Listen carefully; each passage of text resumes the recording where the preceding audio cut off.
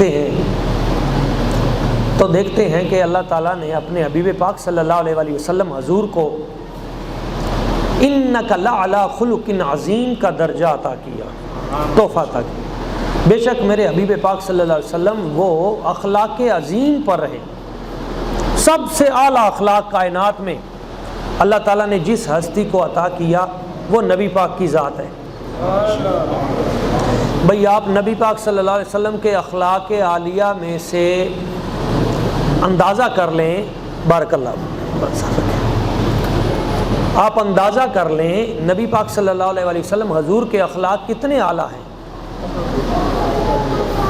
ایک بڑا دلچسپ واقعہ میں آپ کو سناتا ہوں تاکہ دل کا زنگ اتر جائے اور ہمیں سمجھ آئے کہ ہم کہاں پہ کھڑے ہیں اور ہمارے نبی پاک صلی اللہ علیہ وسلم انہوں نے ہمیں تعلیم کیا دی ہے۔ نبی اکرم صلی اللہ علیہ وآلہ وسلم حضور ہجرت کے لیے مکہ مکرمہ کو چھوڑ کر مدینہ طیبہ جانے والے ہیں۔ آپ کے قلب مبارک پہ خیال آیا کہ میں نے مکہ چھوڑنا ہے، بچپن سے لے کر 53 سال گزر گئے اس شہر میں، اور پھر خانہ کعبہ شریف کے ساتھ ایک محبت تھی حضور کو، تو کیوں نہ میں ایک بار خانہ کعبہ شریف کے اندر داخل ہو جاؤں۔ بارک اللہ۔ تو سرکار دو عالم صلی اللہ علیہ وآلہ وسلم حضور نے اس شخص کو بلایا جس کے پاس خانہ کعبہ کی چابی تھی۔ اس شخص کا نام تھا عثمان بن طلحہ۔ عثمان بن طلحہ اس کے پاس خانہ کعبہ کی چابی ہوتی تھی۔ مکے کا ماحول تھا، کفار مکہ مشرکین مکہ کا کنٹرول تھا، اور یہ بھی اسی کے قبیلے سے تعلق رکھتا تھا، اسی مذہب سے تعلق رکھتا تھا۔ تو آپ علیہ الصلوۃ والسلام نے عثمان بن طلحہ سے کہا، عثمان مجھے خانہ کعبے کی چابی تو دے دیجئے، خانہ کعبے کی چابی مجھے دے دو، میں نے خانہ کعبہ شریف کے اندر جانا ہے، عبادت کرنی ہے، اور پھر اصل میں حضور نے ہجرت کرنی تھی، اس لیے سرکار نے فرمایا مجھے خانہ کعبے کی چابی دے دو۔ وہ کہنے لگا خانہ کعبے کی چابی تو میں نہیں دوں گا، مجھے ابو جہل اور کفار مکہ انہوں نے روکا ہے، ہم کافر لوگ ہیں جنہیں آپ کفار کہتے ہو، میں تو آپ کو خانہ کعبے کی چابی نہیں دوں گا۔ آپ علیہ الصلوۃ والسلام نے فرمایا مجھے چابی چاہیے تھی، کچھ وقت میں نے خانہ کعبہ کے اندر گزارنا تھا، چلو تو نے چابی نہیں دی تو کوئی بات نہیں، عثمان میری بات یاد رکھنا، ایک دن آئے گا جب خانہ کعبہ کی چابی ہمارے پاس ہوگی، ایک دن آئے گا جب خانہ کعبہ کی چابی ہمارے پاس ہوگی، تم چابی لے کے آؤ گے، وہ دن ہمارا ہوگا۔ اس نے کہا جی یہ کیسے ہو سکتا ہے، ہماری حکومت ہے، ہمارا کنٹرول ہے یہاں، ہمارے پاس سارا کر و فر یہاں کا۔ آپ علیہ الصلوۃ والسلام تشریف لے گئے، مدینہ طیبہ چلے گئے۔ 8 سال گزر گئے۔ 8 سال کے بعد وہ وقت آیا جب آپ علیہ الصلوۃ والسلام اپنے اصحاب پاک کے ساتھ مکہ پر فاتح بن کر تشریف لائے۔ اب جب نبی پاک صلی اللہ علیہ وسلم آپ نے مکہ کا کنٹرول سنبھالا، فتح کیا، سین حرم میں پہنچے، سامنے خانہ کعبہ شریف، حضور نے فرمایا بھائی عثمان بن طلحہ کہاں ہے، اسے لاؤ۔ اور یہ ڈر کے بھاگ گیا تھا، اسے پتا تھا باقی تو شاید معافی مل جائے، مجھے تو نہیں ملنی، میں نے تو یہ حرکت کی تھی، تو یہ ڈر کے بھاگ گیا۔ سرکار نے فرمایا اسے پکڑ کے لے آؤ۔ حضور کے جانباز اور مجاہد اصحاب رسول صلی اللہ علیہ وسلم گئے اور اسے پکڑ کے لے آئے، سرکار کی بارگاہ میں پیش کیا۔ تو ڈرتے ڈرتے اس نے چابی نکال کر دی، حضور چابی لے لیجئے، چابی قبول کریں۔ حضور نے چابی اٹھا لی، ساتھ فرمایا عثمان یہ بتا تیری سزا کیا ہے، تیری سزا کیا ہے؟ کہنے لگا حضور سچی بات یہ ہے، مکہ کی ریت کے مطابق میری سزا بنتی یہ ہے کہ حیث ان اقتل، مجھے قتل کر دیا جائے۔ حضور نے فرمایا ٹھہرو سرکار، آپ نے خانہ کعبہ شریف کا دروازہ کھولا، اندر تشریف لے گئے، بتوں کو گرا دیا، بت ٹکڑے ٹکڑے کر دیے، پورے شہر مکہ کے لوگ وہاں جمع ہیں، ارد گرد کے لوگ جمع ہیں، اصحاب جمع ہیں، صاف کر کے خانہ کعبہ شریف کو باہر تشریف لائے اور وہ چابی لہرائی کہ خانہ کعبے کی یہ چابی میں کسے عطا کروں۔ اب ہر ایک کی خواہش یہ تھی کہ یہ چابی مجھے دے دے، کیونکہ خانہ کعبے کا متولی ہونا اور خانہ کعبے کی دروازے کی چابی جس بندے کو مل جائے کتنا خوش قسمت بندہ۔ تو ہر ایک کی خواہش تھی کہ حضور یہ چابی مجھے عطا کر دے، یہ چابی مجھے عطا کر دے۔ تو سرکار نے فرمایا وہ عثمان بن طلحہ کہاں ہے؟ عرض کی حضور وہ رو رہا ہے، گھبرایا ہوا ہے، موت نظر آ رہی ہے۔ فرمایا اسے لے آؤ، بلایا۔ حضور نے فرمایا بتا بھائی تیری سزا کیا ہے؟ اس نے عرض کیا حضور میری سزا تو یہ ہے کہ مجھے قتل کر دیا جائے، لیکن حضور میں جانتا ہوں کہ آپ کریم ابن کریم ابن کریم ابن کریم ہیں، آپ بھی سخی ہیں، آپ کے ابا جی بھی سخی تھے، آپ کے دادا جی بھی سخی تھے، آپ کے پردادا جی بھی سخی تھے، آپ ہیں ہی سخیوں کی اولاد، تو کرم نوازی فرما دیں، آپ کی مہربانی ہوگی حضور، معاف کر دیں تو آپ کی لجپالی ہے، کریمی ہے، مجھے معاف کر دیں۔ حضور نے فرمایا اچھا اپنا ہاتھ اوپر کر۔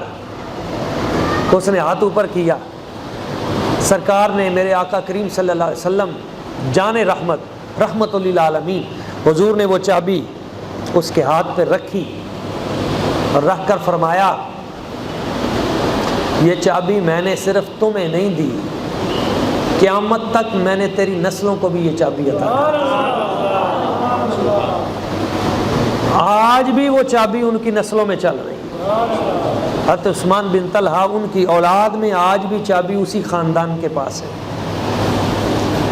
یہ حضور میرے آقا کریم صلی اللہ علیہ وسلم کے اخلاق عالیہ ہیں، حضور کے اخلاق حسنہ ہیں، حضور کے اخلاق عظیمہ ہیں، جن سے آج ہم دور ہوتے جا رہے ہیں۔ نبی پاک صلی اللہ علیہ وآلہ وسلم، آپ دیکھیں حضور کریم آقا، حضور کی رحمتیں دیکھیں، سرکار کی کرم نوازیاں دیکھیں، حضور کی مہربانیاں دیکھیں۔ میں آپ سے ایک سوال پوچھتا ہوں، مکہ مکرمہ میں حضور کا سب سے بڑا دشمن کون تھا؟ سب سے بڑا دشمن، اس کا کیا نام ہے؟ ظاہر ہے ہر بندہ یہی جواب دے گا کہ مکہ مکرمہ میں حضور کا سب سے بڑا دشمن ابو جہل تھا۔ اس نے دشمنی کی آخری حدیں بھی کراس کر دی، اتنا بڑا دشمن، حضور کے رستے میں کانٹے بچھائے، حضور کے وجود بامسعود اس نورانی وجود کے اوپر اس نے اوجڑی رکھی، تکلیفیں دیں، شیب ابی طالب کی گھاٹی میں 3 سال تک اس نے وہ ظلم و ستم کیا۔ حضور کریم آقا صلی اللہ علیہ وسلم آپ کے اہل بیت اطہار پر کہ گندم کا ایک دانہ بھی وہاں نہیں جانے دیا جاتا تھا، جنگیں مسلط کی، مخالفتیں کی۔ اب دیکھیے میرے سرکار کی رحمت،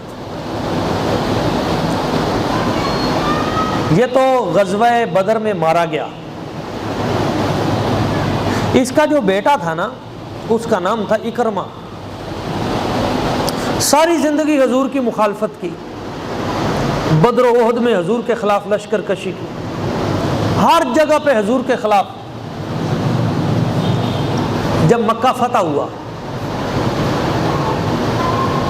نبی پاک صلی اللہ علیہ وسلم حضور مکہ تشریف لائے. اب اکرمہ کو پتا تھا کہ میں تو ابو جہل کا بیٹا ہوں, ہماری تو خاندانی لڑائی ہے. حضور باقی تو شاید کسی کو معاف کر دیں, سب کو, مجھے نہیں چھوڑیں گے, کیونکہ ہم نے تو مخالفت کی بھی انتہا کر دی, باپ نے بھی بیٹے نے بھی. تو اس نے کہا میں اب نکل جاؤں کیونکہ اب حملہ ہو گیا ہے, اب مکہ میں حضور داخل ہو رہے ہیں, مجھے نہیں چھوڑیں گے. تو اپنی بیوی سے کہنے لگا, ام حکیم سے, کہ اب آخری وقت آ گیا ہے, تو اگر میں ٹھہرتا ہوں تو مارا جاؤں گا, تو بھائی میں بھاگ رہا ہوں, میں یہاں سے نکل کر ملک یمن میں چلا جاؤں گا, شام میں چلا جاؤں گا, تم اپنی زندگی کے دن اب پورے کر لینا اور میری آس امید اتار دینا, کیونکہ اب میرے بچنے کا کوئی رستہ نہیں ہے سوائے یہ کہ میں بھاگ جاؤں. تو اس نے کچھ دولت دی اور بھاگ گیا, گھر سے نکل گیا, جدہ پہنچا, جدہ سے ایک بحری بیڑے کے اوپر بیٹھا, وہاں سے کشتی ایک جا رہی تھی, نکل گیا. نبی پاک صلی اللہ علیہ وسلم حضور کا دربار ہے, سین حرم ہے, وہ جانوں کے دشمن حضور کی بارگاہ میں آ رہے ہیں, اور میرے سرکار ایک ایک کو معاف کرتے جا رہے ہیں, ایک ایک کو معاف کرتے جا رہے ہیں. یعنی بندے کو اپنی بیٹی سے کتنی محبت ہوتی ہے, ذرا تصور کریں. بیٹیوں والے, اپنی بیٹی سے بڑھ کر کس سے پیار ہوتا ہے بندے کو. اور میرے آقا کریم صلی اللہ علیہ وسلم حضور کی ایک صاحبزادی حضرت زینب سلام اللہ علیہ بنے, ایک شخص تھا حبار بن الاسود, اس نے نیزہ مارا اور آپ اونٹ سے نیچے گر پڑی, اور اس وقت پریگننسی کیس تھا آپ کا, وہ بھی ضائع ہوا, اور آپ اسی تکلیف کی وجہ سے شہید ہو گئے. حضور کی بڑی صاحبزادی, اب دل کانپ جاتا ہے. وہ بندہ بھی حضور کے سامنے آیا, حبار بن الاسود, اتنا بڑا جس نے ظلم کیا, حضور کی صاحبزادی کو شہید کر دیا, اور اس کیفیت میں شہید کیا کہ وہ بیٹی حضور سے ملنے جا رہی تھی. میرے آقا کریم صلی اللہ علیہ وسلم حضور نے اس مرحلے میں اسے بھی معاف کر دیا, اس بندے کو بھی معاف کر دیا. اتنا فرمایا, بس تو میرے سامنے نہ آیا کر, میں نے تجھے معاف کر دیا, پر جب تو سامنے آئے گا مجھے اپنی بیٹی یاد آ جائے گی. حضور کے چاچا جان حضرت حمزہ رضی اللہ تعالیٰ, حضور کو اتنا پیار تھا اپنے چاچا سے, حضرت امیر حمزہ سے بڑا ہی پیار تھا, چاچے باقی بھی تھے, حضرت امیر حمزہ سے حضور کو کوئی خاص پیار تھا. تو حضرت امیر حمزہ رضی اللہ تعالیٰ عنہ, آپ کو جب غزوہ احد میں شہید کیا گیا تو آپ کے جسم کو بھی کاٹ دیا گیا, آپ کا ناک کان اتنا ظلم کیا گیا, ٹکڑے ٹکڑے کر دیے. اور جس شخص نے قتل کیا تھا, جب وہ آپ کے سامنے آیا, میرے آقا کریم صلی اللہ علیہ وسلم حضور کی رحمت دیکھیے, سرکار نے فرمایا مجھے بتا تو صحیح تم نے میرے چاچا کو کیسے شہید کیا. اس نے بتایا, حضور نے فرمایا جا میں نے تجھے معاف کر دیا. اس نے کلمہ طیبہ پڑھا نا, حضور نے فرمایا میں نے تیرا کلمہ بھی قبول کر لیا ہے, میں نے تجھے معاف بھی کر دیا ہے, بس ایک شرط ہے میری, میرے سامنے نہ آیا کر. یہ حضور کی رحمت ہے. اس مرحلے میں جب سب کو معافی مل رہی تھی تو اکرمہ کی بیوی ام حکیم کو کسی نے بتایا کہ حضور تو کرم نوازی کر رہے ہیں, وہ تیرا شوہر ڈر کے بھاگ گیا ہے, خاندانی دشمنی صحیح, تم نے ظلم بہت کیے ہیں, پر تو جا تو صحیح ایک بار حضور کی بارگاہ میں, دیکھ تو صحیح حضور کی رحمت. ام حکیم آئی, میرے آقا کریم صلی اللہ علیہ وسلم حضور کیا مجھے بھی معافی مل سکتی ہے؟ سرکار نے فرمایا اکرمہ کی بیوی آ جائے تو آج تو ہم اسے بھی معاف کر دیں گے۔ حضور میں وہی ہوں۔ سرکار نے فرمایا میں نے تجھے معاف کر دیا۔ کہا حضور معاف کر دیا ہے تو پھر اپنا غلام بھی بنا لے، مجھے کلمہ شریف بھی پڑھا دیں، اپنی کنیزوں میں اپنی خدام میں جگہ دے دیں۔ میرے کریم آقا صلی اللہ علیہ وسلم حضور نے کلمہ شریف بھی پڑھا دیا، مسلمان بھی ہو گئی۔ جب اسلام قبول کر لیا، مسلمان ہو گئی نا، تو کہنے لگی حضور اب تو میں آپ کی غلام ہو گئی ہوں، خادمہ ہو گئی ہوں، میری ایک آرزو ہے اگر آپ قبول کر لیں۔ حضور نے فرمایا بتاؤ کیا بات ہے، کھل کے کہو۔ عرض کی حضور وہ میرا شوہر ہے نا اکرمہ، وہ ڈر کے بھاگ گیا ہے، مکہ چھوڑ گیا ہے، جدہ کی طرف گیا ہے، کہتا ہے میں نے بیٹھ کے میری جہاز پہ کشتی پہ میں نے کسی ملک میں چلے جانا ہے، ساری زندگی نہیں آؤں گا کیونکہ مجھے معافی نہیں ملنی، ہم نے اتنی زیادتیاں کی ہیں حضور سے۔ حضور میں خاندانی عورت ہوں، سردار کی بہو ہوں، سردار کی بیوی ہوں، ساری زندگی سرداری کی ہے، مکے کی سردار عورت ہوں۔ حضور اب میں لوگوں کے گھروں میں جا کے برتن صاف کروں، لوگوں کے کام کروں تو آپ کو اچھا لگے گا؟ حضور نے فرمایا بتاؤ کہتی کیا ہو؟ حضور میں یہ کہتی ہوں کہ میرا شوہر واپس آ جائے، آپ اسے بھی معاف کر دیں، مہربانی کریں، نگاہ کرم فرمائیں، جہاں آپ نے مجھے معاف کر دیا اسے بھی معاف کر دیں، میرا گھر بس جائے گا، گھر چلتا رہے گا، ورنہ میں کیسے زندگی بسر کروں گی، لوگوں کے کام کیا کروں گی۔ میرے آقا کریم صلی اللہ علیہ وسلم حضور کی رحمت دیکھیے، وہ ابو جہل جس نے ساری زندگی مخالفت کی، تکلیفیں دی، اتنا پریشان کیا حضور کو کہ میرے سرکار نے فرمایا یہ میری امت کا فرعون ہے، اتنا بڑا ظالم، اور اس کا بیٹا جس نے ساری زندگی مخالفتیں کی۔ حضور نے فرمایا جا بی بی میں نے تیرے شوہر اکرمہ کو بھی معاف کیا، جا میں نے اسے معاف کیا۔ عرض کی حضور اب معاف کر دیا ہے، مجھے کوئی نشانی دے، اجازت دے، میں اسے لے آؤں؟ فرمایا جاؤ لے آؤ۔ ایک روایت میں اونٹ دے دیا، لے آؤ اسے۔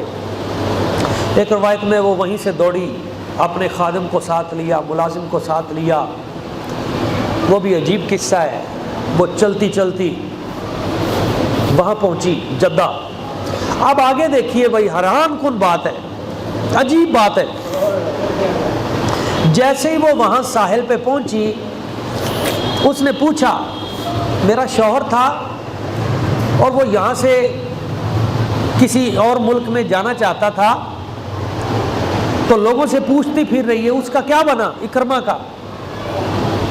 تو لوگوں نے کہا بی بی تو تھوڑا سا لیٹ ہو گئی ہے، تھوڑا سا لیٹ ہو گئی ہے، وہ ابھی کشتی پہ بیٹھا ہے اور ابھی اس کی کشتی جو ہے وہ سفر کے لیے نکل پڑی ہے، اور اب وہ آنکھوں سے اوجھل ہو گئی ہے، اب وہ واپس نہیں آئے گا۔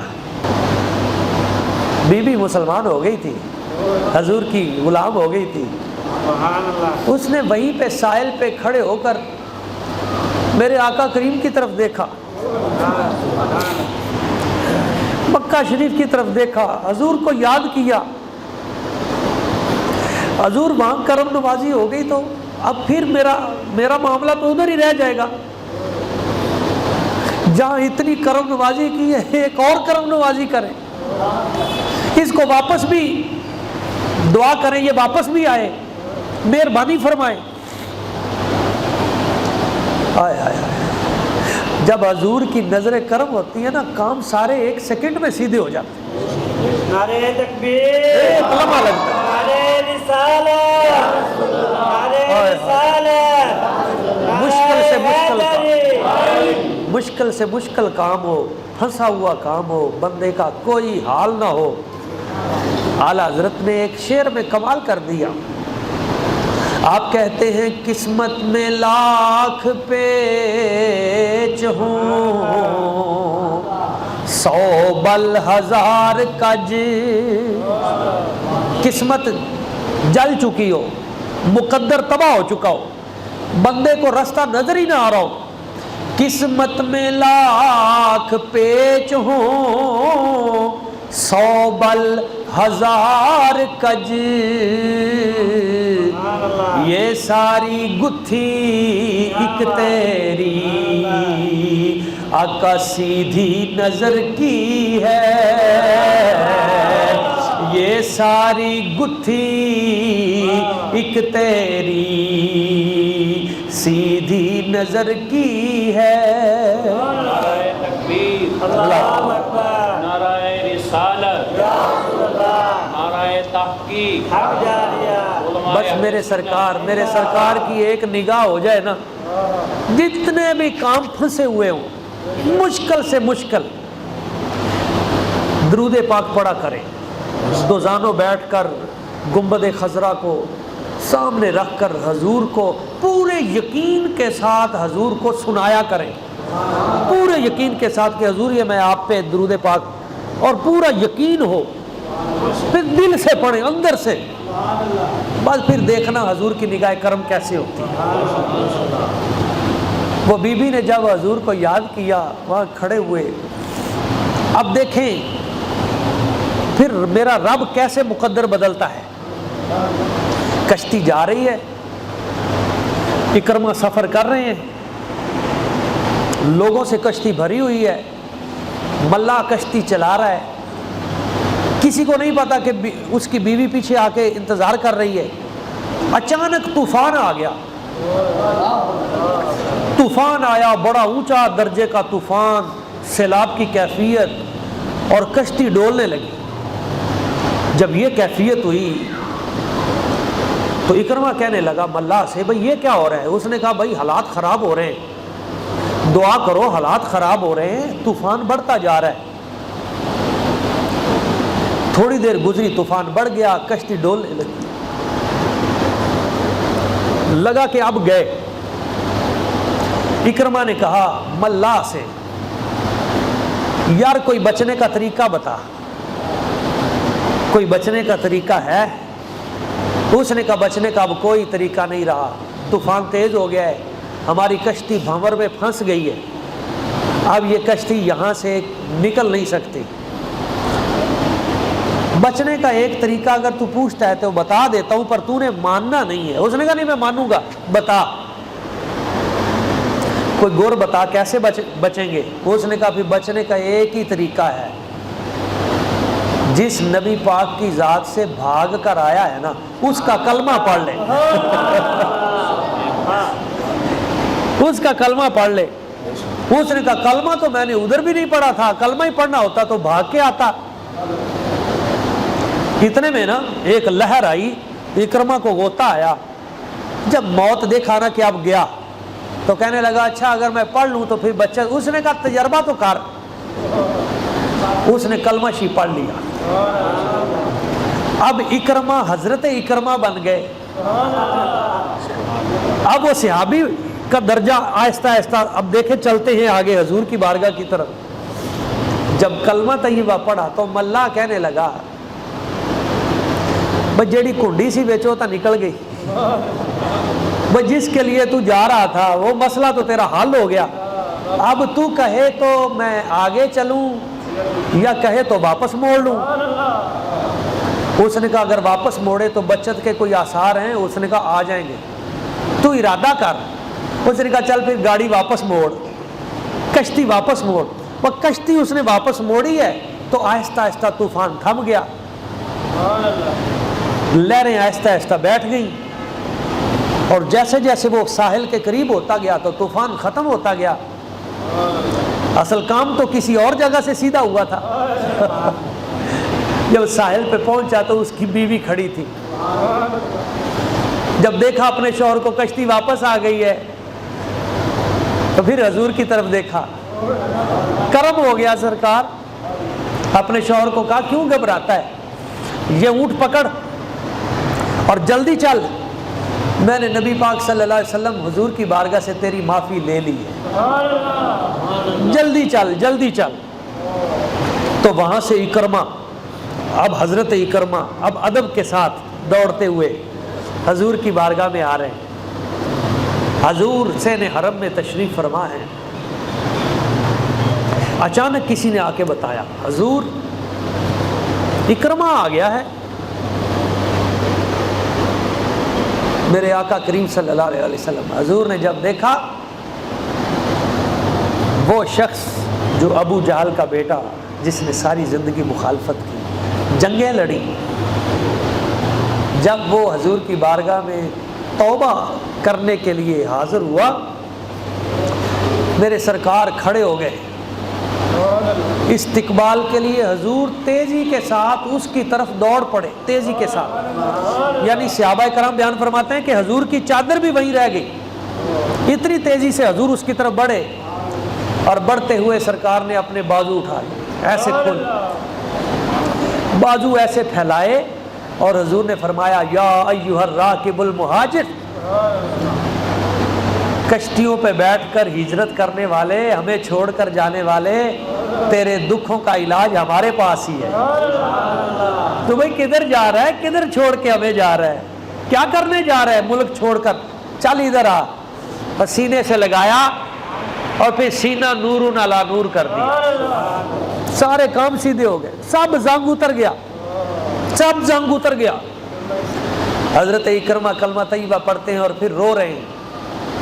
حضور نے فرمایا اب کیوں روتے ہو؟ عرض کیا حضور بڑی مخالفتیں کی ہیں, ساری زندگی ہم نے آپ کے خلاف لشکر کشی کی ہے, بڑے بڑے ظلم کیے ہیں, روتا ہوں حضور, اب ایک دعا کریں میرے لیے. حضور نے فرمایا اکرمہ کیا دعا کریں؟ عرض کی حضور میرے لیے دعا کریں, جتنی جنگیں میں نے آپ کے خلاف لڑی ہیں حضور اب اس سے ڈبل جنگیں میں آپ کے حق میں لڑوں. جتنی جنگیں آپ کے خلاف لڑی ہیں اس سے 2 گنا زیادہ جنگیں اب میں آپ کے لیے اور آپ کے دین کے لیے, اسلام کے لیے لڑوں. میرے سرکار نے دعا فرما دی. پھر حضرت اکرمہ بن گئے صحابی رسول, اور پھر ساری زندگی حضور کی ذات پہ پہرا دیتے رہے, اسلام پہ پہرا دیتے رہے, دین اسلام کی خدمت کرتے رہے. ایک مرتبہ نا پریشان تھے حضرت اکرمہ, پریشان تھے. پریشان کیوں تھے؟ پریشان اس لیے ہوئے کہ کسی اور کے ساتھ بات کرتے ہوئے تلخی ہو گئی. تو بندہ وہ بھی مسلمان تھا, اس نے آپ کو تانا دے دیا تو ابو جہل کا بیٹا ہے, مجھ سے بات کرتا ہے. جب حضور سرکار نے بلایا فرمایا اکرمہ تم پریشان ہو, غمگین ہو, خیریت ہے؟ عرض کی حضور مجھے میرے باپ کا تانا دیا گیا ہے. میرے سرکار نے فرمایا بھائی آج کے بعد قیامت تک حضرت اکرمہ کو باپ کی وجہ سے تم نے یاد نہیں کرنا, جب بھی یاد کرنا ہے میری نسبت کی وجہ سے یاد کرنا. اس کی دل آزاری نہیں کرنی, اسے تکلیف نہیں دینی. اب اس نے کلمہ پڑھ لیا ہے, میرا غلام بن گیا ہے, پرانی باتیں چھوڑ دو. وہ حضرت اکرمہ جن کے لیے حضور نے دعا کی تھی, غزوہ تبوک میں میرے نبی پاک صلی اللہ علیہ وسلم حضور کے دین کے لیے لڑتے ہوئے پہلے انہوں نے اپنے 2 بیٹے دین کے لیے شہید کروائے, اور پھر اسی غزوہ میں خود بھی شہید ہو گئے. دوستو اس واقعے میں ہمارے لیے ایک بڑا خوبصورت پیغام ہے.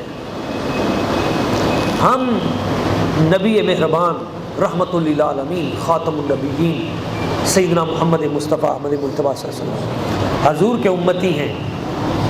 ہم اپنے دلوں میں چھوٹی چھوٹی بات کو رکھ کر 20-20 سال بیٹھے رہتے ہیں, چھوٹی چھوٹی رنجشیں لے کے بیٹھے رہتے ہیں.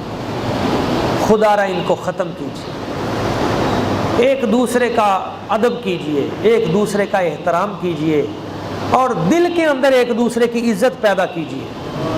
اور اپنا ہر عمل خالص اللہ کی رضا کے لیے کریں. جب بھی کوئی کام کریں تو نمود و نمائش کے لیے نہیں، دکھاوے کے لیے نہیں، ریاکاری کے لیے نہیں. ریا شرک اصغر ہے، یہ بندے کے عمل کو تباہ کر دیتی ہے.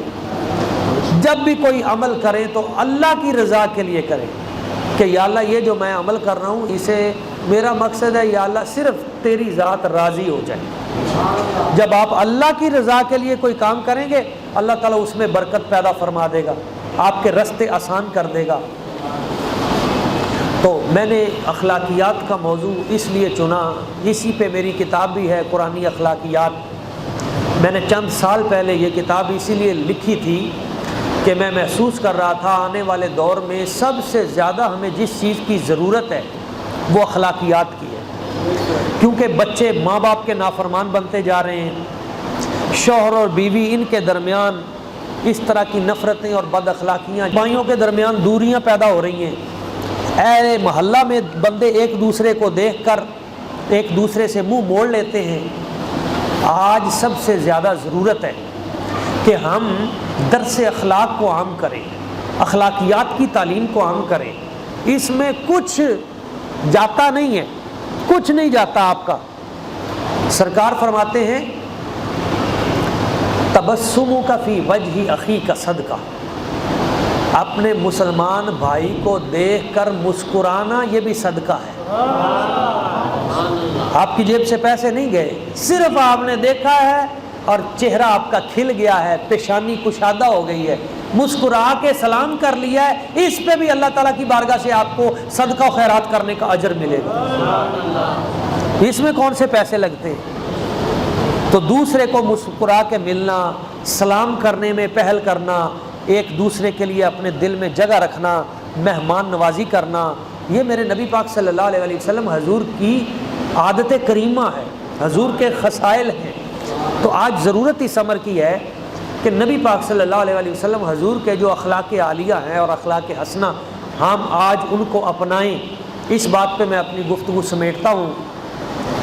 نبی پاک صلی اللہ علیہ وسلم حضور نے فرمایا جس شخص کو اللہ تعالیٰ نے 2 برکتیں عطا کی وہ دوزخ میں نہیں جائے گا. جس کو 2 نعمتیں رب نے دیں وہ دوزخ میں نہیں جائے گا. حضور کون سی 2 نعمتیں جس کو رب نے دیں اللہ اسے دوزخ میں نہیں بھیجے گا؟ کون سی بندے میں 2 خصلتیں ایسی ہوں؟ حضور نے فرمایا جس کو رب نے حسن صورت عطا کر دی اور بھی جس کو رب نے حسن سیرت عطا کر دی. یعنی جس کا چہرہ رنگ اللہ نے خوبصورت بنایا اور پھر اس نے اپنے اخلاق کو بھی خوبصورت بنا لیا. یہ 2 چیزیں جب اکٹھی ہو جائیں گی تو اللہ ان 2 چیزوں کی وجہ سے اسے دوزخ میں نہیں بھیجے گا، اس کی وجہ سے اللہ جنت دے دے گا. اس لیے جب آئینہ ہم دیکھتے ہیں شیشہ تو آئینہ دیکھنے کی دعا کیا ہے؟ آئینہ دیکھیں تو حضور نے فرمایا یہ دعا پڑھیں اللہم حسن خلقی فحسن خلوقی. یا اللہ تو نے میری شکل تو سونی بنائی ہے، اب میرے اخلاق بھی اچھے کر دے. تو صورت اور سیرت جب ایک جیسی ہو گئی تو اس بنیاد پہ اللہ تعالیٰ بندے کی بخشش کر دیتا ہے. اب صورت بنانا یہ تو میرے رب کے ہاتھ میں تھا، یہ تو اس نے بنائی جیسے.